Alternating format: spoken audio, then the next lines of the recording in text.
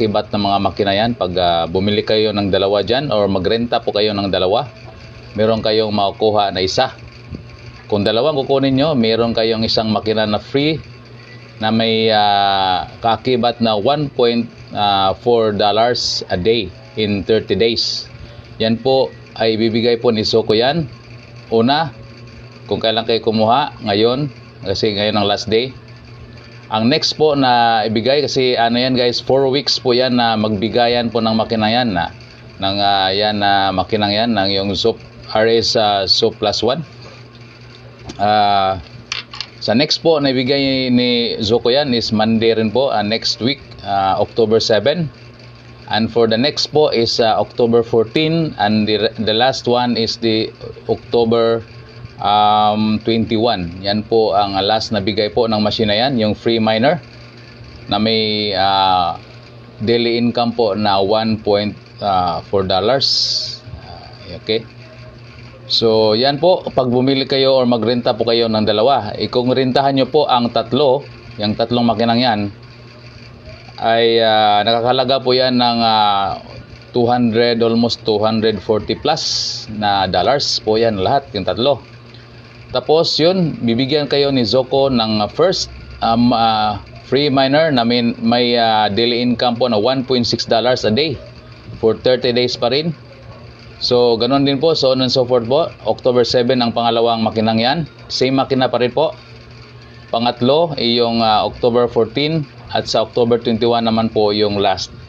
So again, para sa mga ano din po, sa mga tawag dito, mga token members po natin, meron po tayong specific machine din po, yung $260 po na machine na nagkakalaga po ng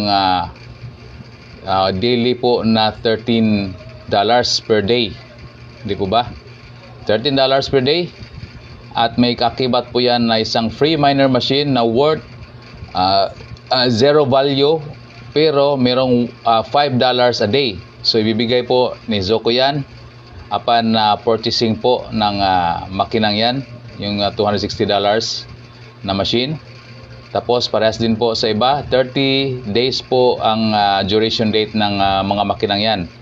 So in just 4 weeks guys, 4 na machine po ang madagdag po sa makina niya, sa ano nyo, sa mga dashboards nyo, sa mga miner records nyo. So malaking halaga na po guys. So apat na tig $5, parang $20 na rin po yan, hindi po ba? So 30 days po. So sayang na sayang po yan pag hindi nyo na ano yan, na kuha yung mga token members dyan. Anuhan nyo na, tirahin nyo na, kasi malapit na, 10 hours na lang. So again, sa mga gusto lang naman pong kuhaan, so kaya ng mga balances nyo or kaya ng mga capital nyo dyan, kayang-kaya nyo yan, tirahin nyo na. So ganun lang po guys, paalala ko lang po ang promong yan, kasi napaka-importante po yan. Hindi po natin alam kung babalik pa yan, kung meron pang ganyan pa rin po our next couple of weeks or future natin ng mga plans. Kasi yung mga kuan guys, ay paramahin ko lang po yung ano rin po natin, yung GBS po natin guys. Wag po tayong basta-basta magbibinta or magsi-sell po ng ating mga GBS hangga't hindi nyo naman po masyadong kailangan. Kung withdraw lang naman po, wag nyo muna siguro. Para sa akin, advice lang po, kasi sa October 2, again yung sinabi ni Zoco na meron po tayong dagdag na 20% sa lahat ng mga GBS holders po on that day. Okay? So sayang naman yung 20%. Kung marami kayong ano dyan, meron kayong 100 GBS dyan, plus 20% sa 100 ay malaking dagdag na yan. Alalahanin po natin guys, yung isang GBS po ay nagkakalaga na po ng $2.1 na po ang kahalaga ng 1 GBS. So malaking ano na po yan, malaking tulong po yan sa ating mga incomes. So dito